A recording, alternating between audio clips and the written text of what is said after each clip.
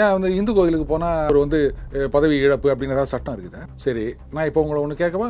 அதாவது தேவாலயங்கள்லாம் இப்படி இருக்கும், மசூதிகள்லாம் அப்படி இருக்கும் அப்படின்னு ஒரு விளக்கம் கொடுத்துட்டு ஆபாசமான படங்களா பொம்மைகளா அது இருந்தால் இந்து கோயில்கள் அப்படின்னு சொன்னது யாரு? உங்களுக்கு தெரியும்ல. நீங்க வந்து இவ்வளவு நாளா ஊரை ஏமாத்தி மதச்சார்பற்ற அப்படின்னா அதுக்கு வந்து ஒரு புது சாயம் கொடுத்து சனாதனத்தை ஒழிப்போம் அப்படின்றது அதுக்கு புதுசா ஒரு விளக்கம் கொடுத்தாரு உதயநிதி ஸ்டாலின் அவர்கள். பாத்தீங்களா, நாங்க இந்து மதத்தை மட்டும் சொல்லல, எல்லா மதத்தையும் சொன்னேன் அப்படின்னாரு. எப்படி எல்லா மதத்தையும் சனாதனம் தான் சொல்லுவீங்களா உங்க ஊர்ல? சாமி கும்பிட்ற போறாருன்னா எலெக்ஷன் நேரத்தில் மட்டும் கோவிலுக்கு போயிட்டு துண்ணூறு பூசுகிறது, கோயில் கோயிலா போய் சுத்துறது, டெம்பிள் ரன்ன்றது, இவர் வந்து பூணூல் அணிந்த ஹிந்து அப்படின்னு பெருமையா பேசிக்கிறது, அதெல்லாம் ஏத்துக்கும் போது கோயிலுக்கு போனா ஏத்துக்கிட்டு தான் ஆகணும். நீ என்ன ஏத்துக்கிறது? ஏத்துக்கினா ஏத்துக்காட்டா மூலையில போய் உட்காரு. ஒரு முதலமைச்சராக ஒருத்தர் வந்துட்டாருன்னா அவர் சாமி கும்பிடக்கூடாது எங்க சட்டம் இருக்குது? இதுக்கு முன்னாடி அந்த மாதிரி ஸ்டாலின் அவர்களோ இல்லை அதற்கு முன்னாடி கலைஞர் அவர்களோ அந்த மாதிரி நம்ம போய் பார்த்ததில்லை. அவங்களுடைய கொள்கை திராவிட மத சம்பந்தமான நிகழ்ச்சிகள்ல இதுக்கு முன்னாடி இருந்தவர்கள், ஏன் முக்கியமா முன்னாள் முதலமைச்சர் மு.க. ஸ்டாலின் அவர்கள் கலந்துனதே கிடையாதா? இங்க மூகாம்பிகா கோயிலுக்கு மட்டும்தான் போறது மட்டும்தான் தப்பா? சமீப நாட்களா இல்லாத சமீப நாட்களா இல்ல அப்படின்லாம் சொல்லாதீங்க, நீங்க ஓர ஏமாத்துறீங்க. ஸோ அதே மாதிரி அவங்க நினைக்கிறாங்க, அது தப்பு, அது உங்களுக்கு எந்த பிரயோஜனத்தையும் கொடுக்காது. ஆட்சியில் அவங்க என்ன குறை சொல்கிறாங்களோ அப்படின்னு குறை இருக்கோ அதை வந்து சரியாக சுட்டி காணுங்க. இதுக்காக நான் வந்து எதிர்கட்சியாக சிறப்பாக செயல்படுகின்றேன் அப்படின்னு எல்லாத்துக்கும் நீங்கள் குறை சொல்லிட்டு இருந்தீங்கன்னா ஜனங்கள் கடுப்பாயிருவாங்க. எந்த விஷயத்த குறை சொல்லணுமோ அந்த விஷயத்த குறை சொல்லணும். சும்மா எல்லாத்துக்கும் நீங்கள் ஒரு நொச்சு சொல்லியிருந்தீங்கன்னா பத்தியா வயிற்றுச்சல் அப்படின்றாங்க. அந்த தப்பை இன்னைக்கு திமுக பண்ணிட்டு இருக்காங்க. இல்லை, இப்போது இந்த ஒரு விஷயம் எப்படின்னா, அப்போ ஓட்டு போட்ட மக்களை எதுவும் அந்த வார்த்தையை சொல்கிறது கொஞ்சம் தடிமனாக தான் இருக்குது. அவமானப்படுத்துறீங்களா அப்படிங்கிற மாதிரி. ஓட்டு சூட்டோட வா, அது இஷ்டம். நீ ஓட்டு போட்டுனாவா இல்லை கோமணம் கட்டிக்கிட்டுனாவா, அது பற்றி எங்களுக்கு கவலை இல்லை. ஏன்னா கோமணம் கட்டினவங்களா இனிமேல் ஆட்சிக்கு வந்தாலும் வருவாங்க. அதுக்கும் போடுவதற்கு இந்த நாட்டில் ஒரு கூட்டம் இருக்கும். தோற்றால் அடித்த பிண்டங்கள், சொரணை கட்ட முண்டங்கள், இதெல்லாம் நீங்கள் கேள்விப்பட்டது இல்லையா? நமக்கு ஓட்டு போட்டால் மக்கள் நல்லவர்கள், புத்திசாலிகள், நமக்கு ஓட்டு போடல அப்படின்னா அவர்கள்லாம் முட்டாள்கள், இதுதானே காலங்காலமாக சொல்லிட்டு இருக்கிறது. ஆனால் இதில் ஒரு ஆச்சரியம் பாருங்கள், இதுதான் திருப்பி திருப்பி திமுக மேலே வைக்கப்படுகின்ற ஒரு குற்றச்சாட்டு. அந்த பண்ணையார் மனோபாவம் வந்துருக்கு. ஆனால் அதுக்காக நம்மளுடைய அந்த பழசை நாமளே மறந்துடுறோம். கோமானும் சீமானும் மட்டும் அப்படின்னு சொல்லிட்டு இன்னைக்கு வந்து அப்போ என்ன இந்த மாதிரி உங்களை மாதிரி நல்லா அப்படியே மடிப்பு கலையாத பல இந்த மினிஸ்டர் காட்டன் அது மாதிரிலாம் ஏதோ சொல்கிறாங்களே, அந்த மாதிரி வந்து மொட்டன்னு சொக்கா போட்டுன்னு வரவங்க தான் வந்து காரில் வந்து இறங்குறவங்க தான் அரசியலுக்கு வரணும். ஏழை பழையங்கள்லாம் வரவே கூடாது, அவங்க வந்து உங்களுக்கு ஓட்டு போடுறதோட நிற்கணும். இந்த மாதிரிலாம் பேசுகிறத ஜனங்க பார்த்தாங்கன்னா இப்போ தாவேக்கா வேறு ஒன்றுமே பண்ண வேண்டாம், இதை வந்து அவங்க இன்ஸ்டாவில் சுத்த விட்டாலே போதும், பெரிய டேமேஜ். இவங்களாம் இன்னும் திமுகவை வந்து மறுபடியும் தூக்கி பிடிக்கிறதா நினச்சிட்டு அப்படியே அதில் பாதாளத்தில் குழி தோண்டி போச்சு நிற்க.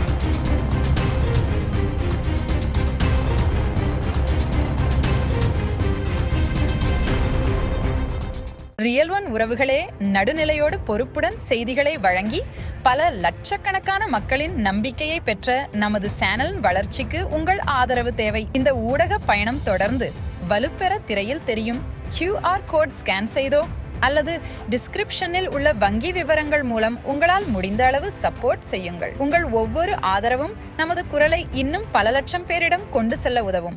ரியல் ஒன் நேயர்களுக்கு வணக்கம். இன்று நம்மளுடைய நேர்காணலுக்கு டெய்லி பஞ்ச் அருண் அவர்கள் இணைஞ்சிருக்காங்க. சார் வணக்கம். வணக்கம் தமிழ். சார், தற்பொழுது திமுகவில் இருக்கக்கூடிய சீனியர் புள்ளிகள் நிறைய பேர் வந்து நடப்பாட்சியாக இருக்கக்கூடிய தாவேக்கா மீது அதிகம் கோபத்தை வெளிப்படுத்துறது அவங்களுடைய மேடைகள் பேச்சுகள் மூலியமே வந்து பார்க்க முடியுது. அந்த கோபத்திற்கு உண்டான காரணம் இதுதான் ஃபார்மேட் அப்படிங்கிற மாதிரியான ஒரு விஷயத்த இத்தனை ஆண்டு காலமாக நம்ம வந்து ஃபாலோ பண்ணிட்டு வந்தோம். திமுக இல்லைன்னா அதிமுக, இந்த ஒரு ஃபார்மேட்டு தான், தேசிய கட்சிகளுக்கு இங்கே இடம் கிடையாது அப்படின்னு சொல்லி அதை உடைத்ததுனால தான் இவ்வளோ ஒரு கோபமா எப்படி? அதாவதுங்க, ஒன்று ஆட்சியை பறித்து விட்டார்கள் அப்படின்னு, ரெண்டாவது இவங்க வந்து இந்த அளவுக்கு தாவேக்கா ஜெயிக்கும் அப்படின்னு அஃப்கோர்ஸ் திமுக மட்டும் இல்லை, யாருமே நினைக்கல, நானே நினைக்கலன்னு வச்சுக்கோங்களேன்.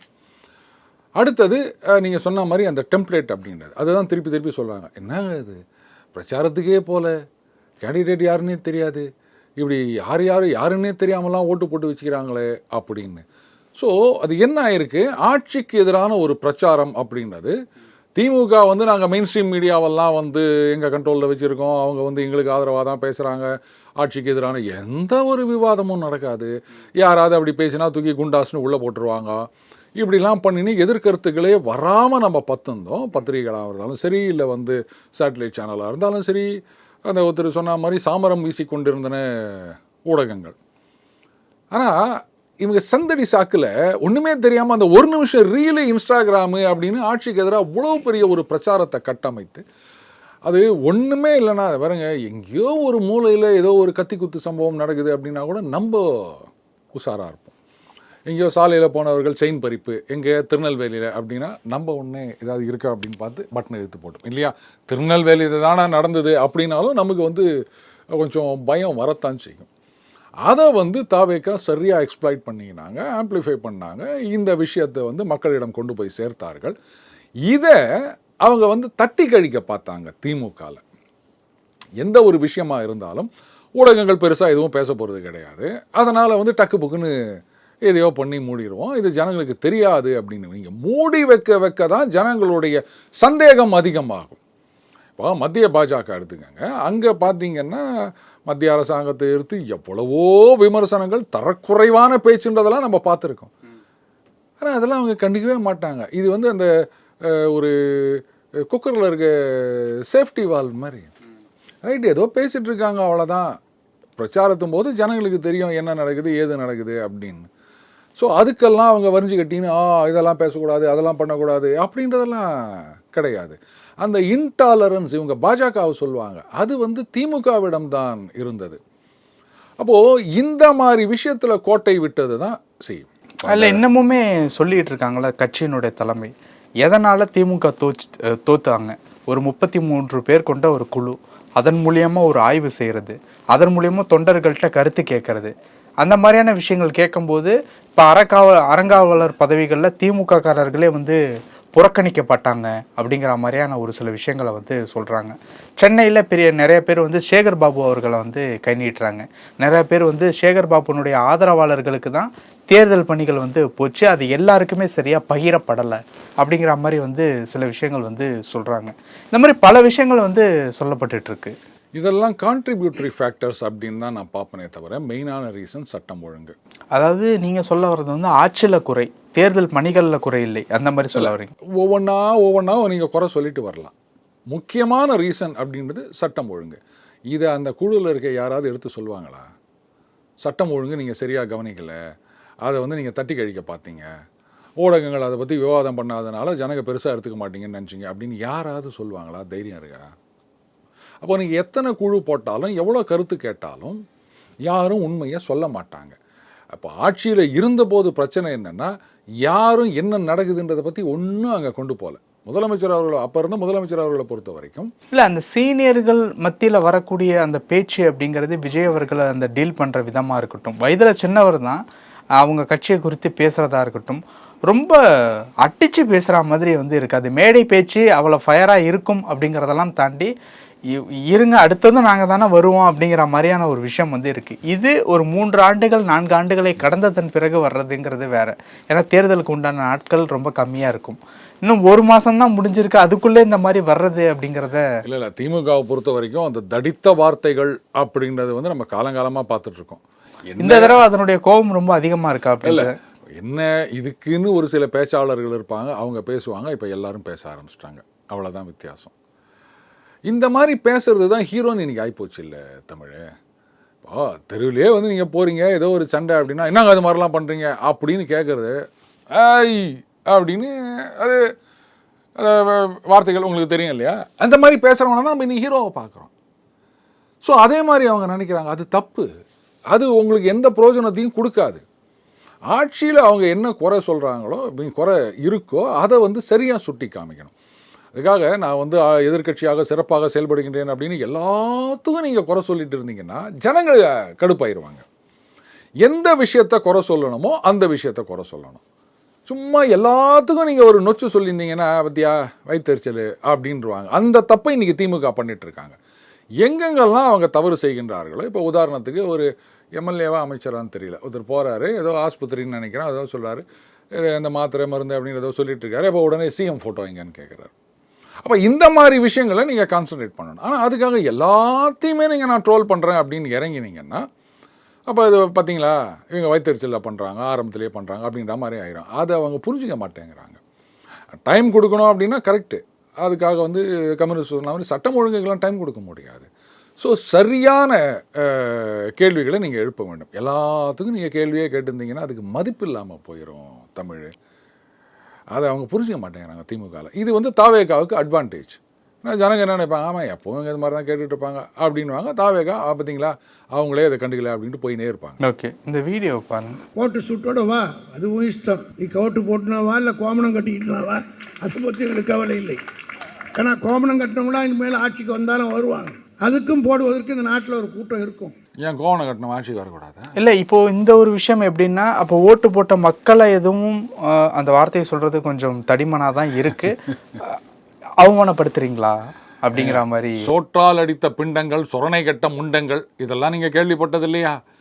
நமக்கு ஓட்டு போட்டால் மக்கள் நல்லவர்கள், புத்திசாலிகள், நமக்கு ஓட்டு போடல அப்படின்னா அவர்கள்லாம் முட்டாள்கள். இதுதானே காலங்காலமாக சொல்லிட்டு இருக்கிறது. ஆனால் இதில் ஒரு ஆச்சரியம் பாருங்கள், இதுதான் திருப்பி திருப்பி திமுக மேலே வைக்கப்படுகின்ற ஒரு குற்றச்சாட்டு. அந்த பண்ணையார் மனோபாவம் வந்துருச்சு. அதை காங்கிரஸுக்கு தான் சொல்லுவாங்க. அதுதான் கோமானும் சீமானும் மட்டும்தான் ஆட்சி கட்டிலில் ஏற வேண்டுமா அப்படின்னு அன்னைக்கு எதுகை மோனையோட அடுக்குமொழி வாசனம் பேசி ஆட்சிக்கு வந்தது தான் திமுக. ஏன் கோமணம் கட்டணம் என்ன ஆட்சிக்கு வரக்கூடாது?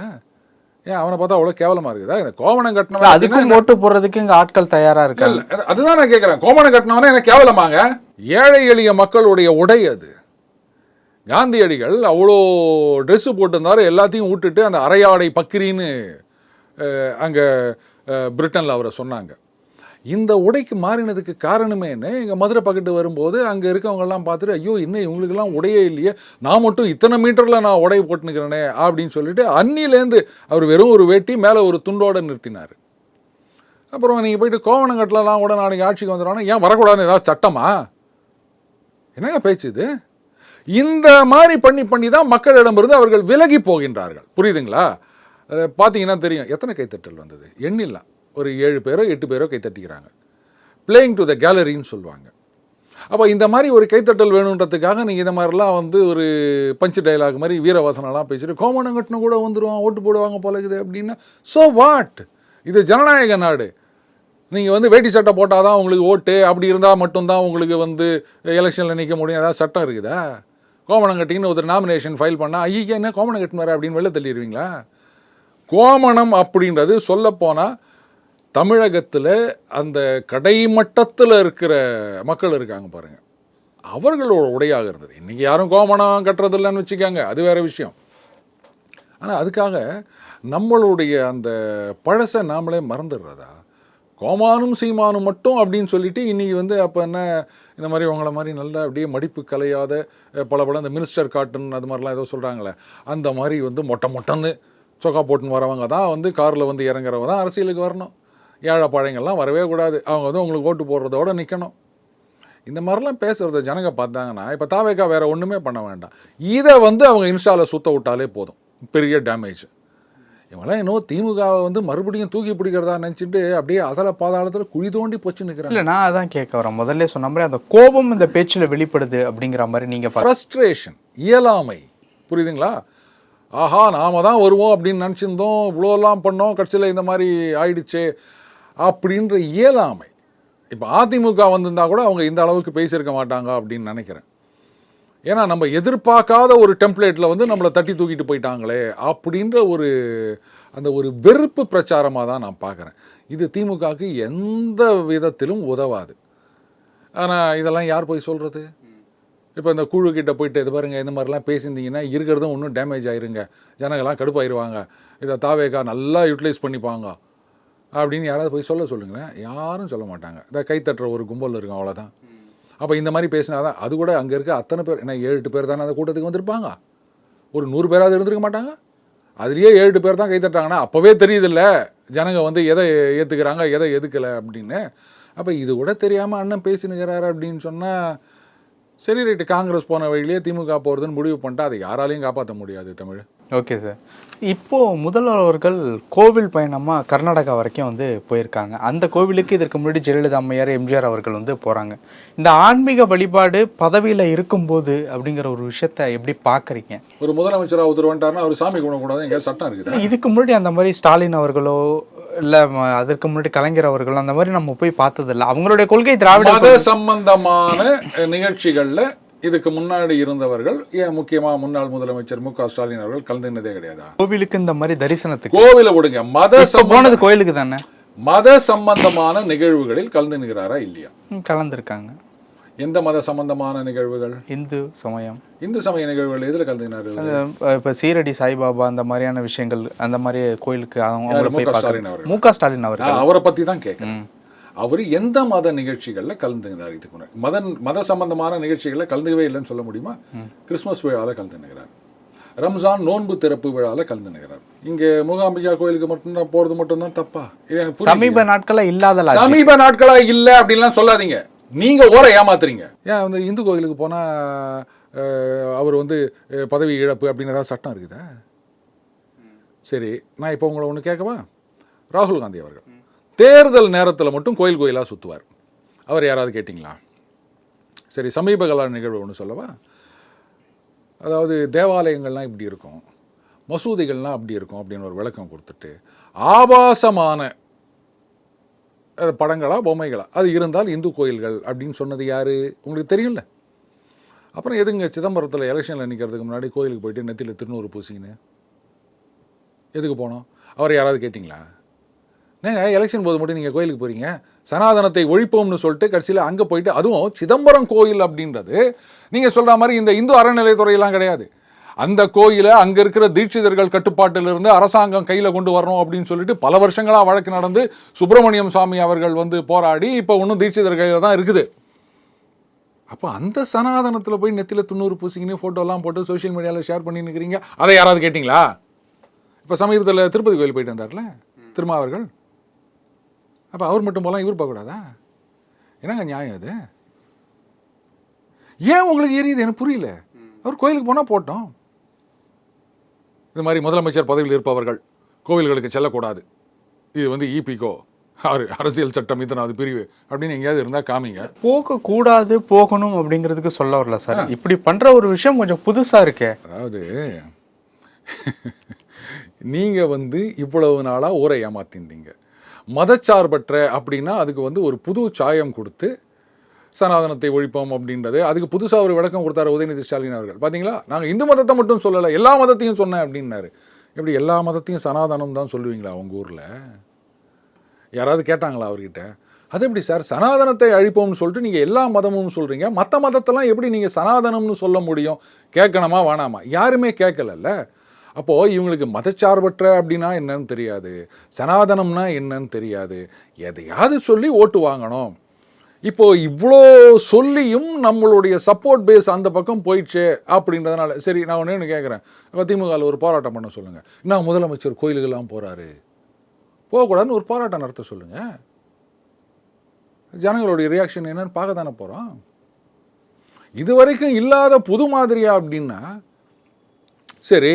இப்போ இது வரைக்கும் யாரும் கோட்டு சூட்டு போட்டதில்லை, அவர் போட்டுன்னு வந்துக்கிறாரு, உடனே அது தப்புன்னு சொல்லுவீங்களா? முதலீடு ஈட்டுறதுக்காக வெளிநாடு போகிறப்போ அன்றைய முதல்வரும் கோட் ஷூட் போட்டுவிட்டு போயிருக்காரு. என்ன கேட்குறேன், இங்கே கோட்டு சூட்டு தான் அண்ணன் ஆர்எஸ் பாரதி அவர்கள் தான் சொன்னார். ஏன் கோட்டு சூட்டு போடக்கூடாதுன்னு தான் சட்டம் இருக்குதா? அப்படி சொல்ல போனால் தமிழகத்தில் இது வரைக்கும் அரசியல்வாதிகளுடைய ஐடென்டிட்டினா என்னங்க? வெள்ளை சொக்கா வெள்ளை வேஷ்டி அதானங்க. ஒரு சில வருடங்களுக்கு முன்னாடி ஒரு 10-15 வருஷம் இருக்குமா, அந்த தொண்டர்கள்லாம் வந்து வெள்ளை சொக்கா கருப்பு பேண்ட்டுன்றது வந்து இந்த அரசியல்வாதிகளுடைய, அதாவது தொண்டர்களுடைய ஐடென்டிட்டி ஆயிடுச்சு. அதாவது வெள்ளை சொக்கா கருப்பு பேண்ட்டு இதுதான் வந்து அதை போட்டாலே என்னப்பா நீ அரசியலில் சென்ட்டியா அப்படின்வாங்க. அதுக்கு முன்னாடி வரைக்கும் வேஷ்டி தானே இருந்தது. எதுக்கு இந்த மாதிரி மாறினீங்க நீங்கள்? சரி, உதயநிதி ஸ்டாலின் அவர்கள் டிஷர்ட் தான் போட்டு வந்தார். பல அரசு விழாக்களில் கூட டிஷர்ட்டோட கலந்துக்கினாரு, அதை கூட கேள்வி கேட்டாங்க. அப்போது இதெல்லாம் வந்து இது வரைக்கும் எதுவுமே இல்லையே, நீங்கள் மட்டும் ஏன் டிஷர்ட் போட்டு வரீங்கன்னு யாராவது கேட்டிங்களா? அதில் தவறு இருக்கின்றதா, சட்டமீறல் இருக்கின்றதா? அவ்வளோதான். அவர் சாமி கும்பிட்ற போறாருன்னா எலெக்ஷன் நேரத்தில் மட்டும் கோவிலுக்கு போயிட்டு 90 பூசுகிறது, கோயில் கோயிலாக போய் சுற்றுறது, டெம்பிள் ரன்ன்றது, இவர் வந்து பூணூல் அணிந்த ஹிந்து அப்படின்னு பெருமையாக பேசிக்கிறது, அதெல்லாம் ஏற்றுக்கும் போது கோயிலுக்கு போனால் ஏற்றுக்கிட்டு தான் ஆகணும். நீ என்ன ஏற்றுக்கிறது? ஏற்றுக்கினா ஏற்றுக்க, ஏற்றுக்காட்டா மூலையில் போய் உட்காரு. பல விஷயங்கள் பேசியிருக்கோம். நேரத்துக்கு நன்றி சார். நன்றி தமிழ். உங்கள் பிசினஸ் இன்னும் அதிக மக்களை சென்றடைய வேண்டுமா? இன்றைய டிஜிட்டல் உலகில் சரியான ப்ரமோஷன் தான் வெற்றியின் முதல் படி. தமிழகம் முழுவதும் பல லட்சக்கணக்கான பார்வையாளர்களை தினமும் சென்றடையும் ரியல் ஒன் யூடியூப் சேனல்களில் உங்கள் பிசினஸ் இனி எல்லோரும் அறியட்டும். குறைந்த செலவில் அதிக ரீச், உங்கள் பிராண்டுக்கு நம்பிக்கையும் வளர்ச்சியும் சேர்க்க இன்றே எங்களை தொடர்பு கொள்ளுங்கள். 9280087164